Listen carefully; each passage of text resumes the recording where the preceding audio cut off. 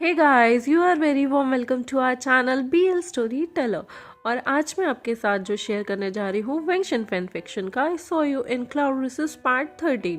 तो चलिए इस पार्ट को शुरू करने से पहले मैं कुछ चीज़ें बताना चाहती हूँ। पहली बात, मुझे फिर से कोल्ड है गाइस, तो प्लीज़ माफ़ करना अगर कुछ भी ऊपर नीचे होता है तो। सेकेंड चीज़, पहले तो सबसे पहले आप चैनल को सब्सक्राइब नहीं किया तो चैनल को सब्सक्राइब करें, वीडियो को लाइक करें और बेल आइकन को प्रेस करें। चलिए शुरू करते हैं।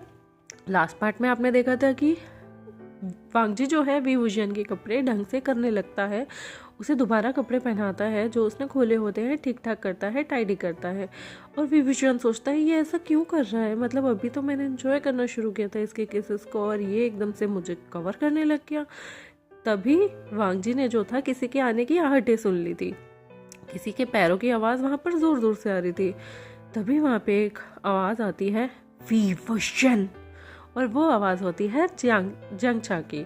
जंगछा जो है विभूषण को देखता है और विभूषण भी जंगछा को देख के बोलता है जंगछा, और एक प्यारी सी स्माइल दे रहा होता है। तभी जंगछा जो है विभूषण को देखता है और वो उसके लव बाइट्स, उसके सूजे हुए लिप्स को नोटिस करता है और वो जो है लवांगजी की तरफ देखकर घूरने लगता है। उसे बहुत गुस्सा आता है लवांगजी को ऐसे देख के कि उसने उसके भाई के साथ क्या किया। वो जो है विभूषण का हाथ अपनी साइड खींच के ले जाने वाला होता है। तभी विभूषण कहता है जंगछा प्लीज, मुझे दर्द हो रहा है, ऐसे मेरा हाथ मत खींचो। तभी विभूषण जो है इम्बेलेंस हो जाता है, उसका जो है संतुलन बिगड़ जाता है और वह गिरने वाला होता है। लेकिन तभी बहुत स्ट्रॉन्ग आर्म्स जो है ना उसकी वेस्ट के पास आके उसे होल्ड कर लेती है और वो जो आर्म्स थी ना वो किसी और की नहीं, वो लवांगजी की होती है। और लवांगजी उसे पकड़ लेता है, जकड़ लेता है और उसे गिरने से बचा लेता है। तभी के तभी जंगछा को और गुस्सा आता है और वो कहता है लवांगजी क्या चाहते हो तुम, हाँ क्या चाहते हो, मुझे ये बताओ, तुम ये बताओ तुम मेरे भाई से क्या चाहते हो। मैं क्लियरली देख सकता हूँ उसके स्किन पे कितने सारे बाइट मार्क्स हैं और तो और उसके होठ पे कितने सूजे हुए हैं।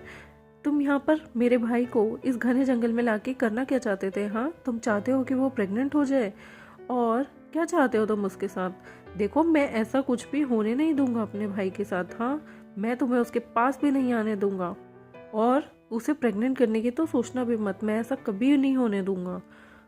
तभी जो है जंगछा जो है विभूषण का हाथ जोर से खींचने लगता है, लेकिन लवांगजी भी जिसने विभूषण को अपने हाथों में पकड़ा हुआ था वो उसे जाने नहीं देता और वो फिर से उसे टाइट पकड़ लेता है, जिसकी वजह से विभूषण को हर्ट होने लगता है। और वो कहता है लंजा सॉरी यार, लेकिन प्लीज़ मुझे जाने दो, तुम दोनों मेरे को हर्ट कर रहे हो, इससे मुझे दर्द हो रहा है क्योंकि तुम दोनों की कीचतानी में मेरी बॉडी जो है सफ़र कर रही है।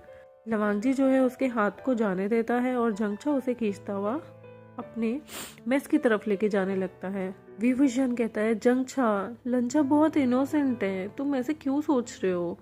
और विभूषण मन में सोचता है शायद मैंने उसे इतने एक्सटेंड तक प्रोवोक किया है कि उसने मुझे पनिशमेंट दी और वो भी इस तरीके से, शायद लंजा को पता ही नहीं प्यार क्या होता है। जंगछा को इतना गुस्सा आता है, वो कहता है इनोसेंट, वो भी लवांगजी, एक दिन देख लेना वो तुम्हें प्रेग्नेंट कर देगा और तुम्हें और तुम्हारे बच्चे दोनों को ठुकरा देगा, फिर क्या करोगे तुम। वो कहते हैं विभूषण की लंजा मुझे क्यों ठुकराएगा और मेरे बच्चे को क्यों ठुकराएगा, वो ऐसा नहीं है, वो बाकी सारे यंग मास्टर्स की तरह इतना भी बिगड़ा हुआ नहीं है, तुम जैसा समझ रहे हो। लंजा वैसा नहीं, लंजा बहुत ही अच्छा इंसान है, लंजा कभी भी किसी को ऐसे नहीं ठुकरा सकता। तो जियांगचेंग का गुस्सा और ज़्यादा बढ़ जाता है। अच्छा कहता है तुम्हें पता नहीं है वो कौन है, वो गूसू लैंड सेक्ट लीडर का भाई है। गूसू में वो सबसे माननीय पर्सन है, सबसे उच्च पर्सन में एक माना जाता है।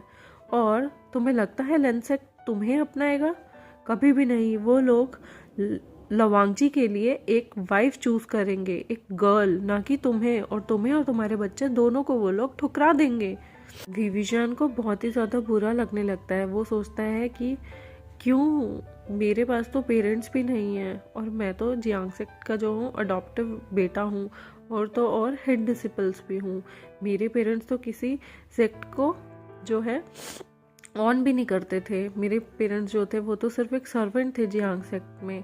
मेरे को कोई क्यों अपनाएगा। वो मन ही मन जो है इन्फीरियर फील करता है और उसे बहुत बुरा लग रहा होता है कि शायद अगर कोई चांस होता भी ना तो वो लोग जो है एक बहुत खूबसूरत और उच्च घर आने की लड़की को वांगची के लिए प्रेफर करेंगे, लेकिन विवुजियान को नहीं।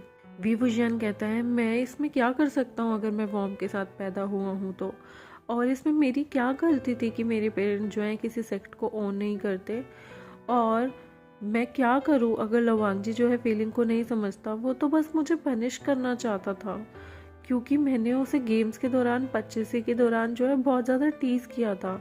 अब बताओ इसमें मेरी क्या गलती है कि लवांगजी अपनी ही फीलिंग्स को नहीं समझता और वो नहीं जानता प्यार क्या है। इसमें मेरी क्या गलती है। और तो और लवांगजी जो है एक प्योर इंसान है, उसकी सोल कितनी प्योर है।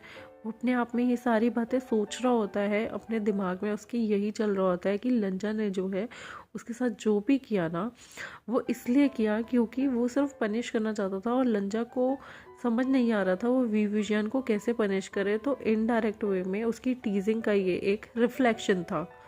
लवांगजी को ना बहुत बुरा लगता है कि जियांगचन ने कहा होता है, जंगचा ने कहा होता है कि तुम विवुजियान के बच्चों को नहीं अपनाओगे, लेकिन उसकी आंखों में ना आंसू आने लगते हैं। वो पीछे पीछे धीरे धीरे विवुजियान और जंगचा को फॉलो तो कर रहा होता है, लेकिन वो इस तादाद पे आ जाता है कि उसकी आंखों से बस आंसू गिरने ही वाले थे, क्योंकि वो कह रहा था मन ही मन में कि मैं वीइंग और उसके बच्चे को ज़रूर अपनाऊंगा, मैं उसे कभी छोड़ ही नहीं सकता क्योंकि मैं उससे इतना प्यार करता हूँ कि मैं अपने विवुजियान को कैसे छोड़ दूँ। यही विवुजियान जो है सोच रहा होता है कि लंजा को शायद चीज़ों का पता ही नहीं है, वो बहुत इनोसेंट है। आई मीन गाइस देखो कन्फ्लिक्शन देखो लोगों के बीच में, जहाँ वीइंग हमेशा उसे प्रोटेक्ट करता है वही लंजा उसे बहुत प्यार करता है। लंजा पॉसेसिव है लेकिन वीइंग उसके सारे बिहेवियर को माफ़ कर देता है क्योंकि वो भी जानता है लंजा बहुत ही इनोसेंट है, वो किसी से भी जो है कभी इतना क्लोज नहीं हुआ जितना वो वीइंग के है, तो वीइंग भी उसकी हर चीज़ को माफ़ कर देता है।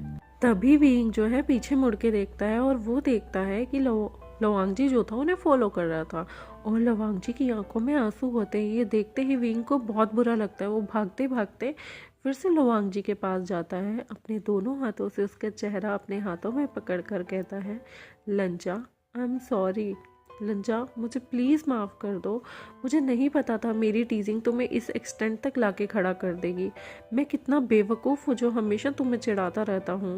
लंजा कहता है वीइंग, वो कहता है वीइंग कहता है लंजा, लंजा फिर से कहता है वीइंग, और उसके लिप्स को अपने लिप्स से फिर से कैप्चर करके एक प्यारी सी किस करता है। दोनों की किस चल रही होती है।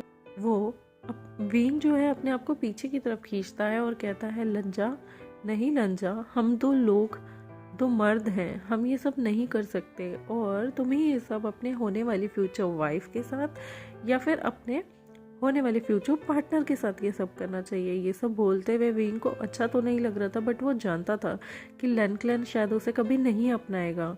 मगर लवांगजी जो है पूरे हक के साथ बोलता है नहीं, मुझे ये सब सिर्फ वीइंग के साथ करना है, मुझे वीइंग के साथ ही सब चीज़ें अच्छी लगती हैं। पर विवुजियान उसे समझाने की कोशिश करता है लंजा हम दोनों मर्द हैं, ये सब पॉसिबल नहीं है, और तुम तो इस सेक्ट के सबसे हैंडसम ट्विन जेड हो, आखिर तुम्हारे लिए एक लड़की ही अच्छी लगेगी ना, तुम्हें ये सब नहीं करना चाहिए। मैं नहीं चाहता मेरे हंगू अंजुन की इमेज कभी भी खराब हो।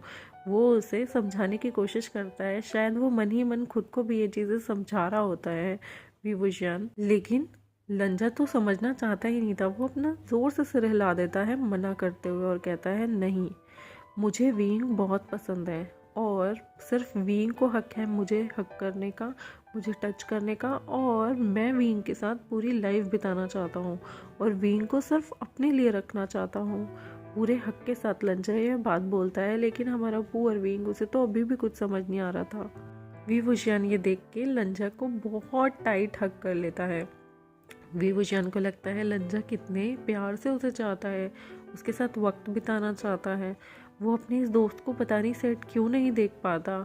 सच में वो लंजा को एक बच्चे की तरह बहुत टाइट हक कर लेता है, क्योंकि वो कभी भी लंजा को सैड नहीं देखना चाहता था और कभी भी वो नहीं चाहता था कि लंजा किसी बात पे उसकी आंखों में आंसू आए। तभी की तभी एक आवाज़ आती है पीछे से जंगचा की। वो बोलता है विवुजियान, और वहाँ से एक सॉफ्ट वॉइस भी आती है जो होती है विवुजियान की। वो बोलते हैं वांगजी। वो देखकर हैरान हो जाते हैं जेवोजुन कि उनका छोटा भाई वीवुजियन को ओपनली इतनी टाइट हक कर रहा था। और जब वीइंग अपने आप को उसकी ग्रिप से छुड़वाने की कोशिश करता है, क्योंकि वो सोचता है कि दोनों के दोनों यहाँ आ गए, लंजा तब भी उसे जाने नहीं देता। यार कितना क्यूट है लंजा। तभी वीवुजियन की जद्दोजहद देखकर लेन शिचेन के मुंह पे एक स्माइल आती है और वो लवांगजी को कहते हैं, मांगजी, यंग मास्टर वे को आप जाने दो, लगता है उन्हें जो है जियांग वेनिंग के साथ डिनर करना है, प्लीज़ उन्हें जाने दो। और लवांगजी जो है वीवुजियन को जाने देता है, क्योंकि उसे शर्म आ जाती है कि वो अपने भाई के सामने उसे ऐसे पकड़ के खड़ा था। और ये देखते हुए लेन शिचेन के चेहरे पे सिर्फ स्माइल होती है, लेकिन यहाँ जियांग चेन तो जो है वो गुस्से में तिल मिला रहा होता है। जंगचा जो है वीवुजियन को खींच के एक साइड लाता है और वो कहता है, जेवुजुन प्लीज़ अपने भाई को कहिए कि मेरे भाई से दूर रहिए, देखिए उसने क्या किया। और जंगचा जो है उंगली से पॉइंट आउट करता है वीवुजियन के लव बाइट्स की तरफ। वीवुजियन को बहुत शर्मिंदगी फील होती है और वो अपने हाथों से अपने चेहरे को छुपा लेता है और वो कोशिश करता है कि उसके जो लव बाइट्स हैं, हिक्कीज़ और किसी को भी विजिबल ना हो, पर वो बहुत ही शर्मिंदा और एम्बेरस हो जाता है। तभी वो बेवकूफ़ जंगचा जो है बोलता है, जेवुजुन देखो, आपके भाई ने मेरे भाई को उन घने जंगलों में लेके गए और देखो उसके साथ क्या किया, ये सब। और वो दोबारा से पॉइंट आउट करता है उसके लव बाइट्स की तरफ। और यहाँ पे जियांग चेंग का पता चलता है कि वो एज अ ब्रदर बहुत पॉजिटिव है, वो कभी नहीं चाहता वीवुजियन को हर्ट हो। एक एज अ भाई वो गलत नहीं था, पर उसे मालूम नहीं था कि लवांगजी जो है वीवुजियन के साथ खेलना नहीं चाहता या उसका मिसयूज़ नहीं करना चाहता, यूज़ एंड थ्रो नहीं करना चाहता, वो ट्रूली उसे लव करता है।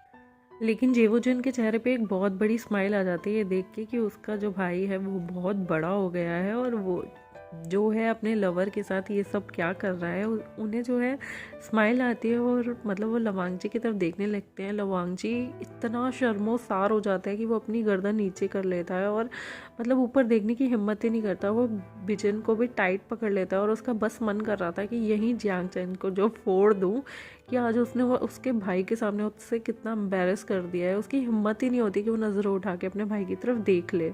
जेवुजुन कहते हैं, वांगजी, तुम यंग मास्टर वे को जो है घने जंगल की तरफ लेके गए थे, क्या चाहते हो तुम मुझसे? पर वांगजी जो है बिल्कुल नॉर्मल वॉइस में कहता है, ब्रदर, मैं वीइंग के साथ रहना चाहता हूँ और इसके लिए अगर आप मुझे कोई पनिशमेंट देना चाहते हैं तो मैं वो पनिशमेंट स्वीकार करता हूँ ब्रदर। और लवांगजी जो है ऊपर भी नहीं देखता और अपने भाई की से नज़रें चुरा रहा होता है। वो अपने भाई से आंखें मिलाने लायक ही नहीं रहता। उसे इतनी शर्म और एम्बेरसमेंट फील हो रही होती है ना।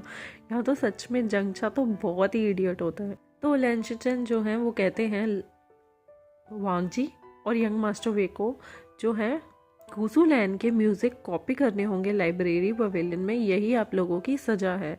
और वो ये सज़ा इसलिए देते हैं, उनके चेहरे पे एक स्माइल हो रही होती है क्योंकि वो चाहते हैं कि उनका बेबी ब्रदर वीवुजियन के साथ टाइम स्पेंड करे, जो कि वो चाहकर नहीं कर पाता। और वो जानते हैं कि उनका भाई कितना डेस्परेट है, कितना प्यार करता है और पब्लिकली तो उन्हें टाइम नहीं मिलेगा, बेचारों को बचा कुचा टाइम मिलता है जो कि जियांग चेन उनसे ले लेता था और इसलिए वो उन्हें साथ रहने के लिए एक सज़ा सुना देते हैं। आई होप आपको ये एपिसोड बहुत पसंद आया होगा।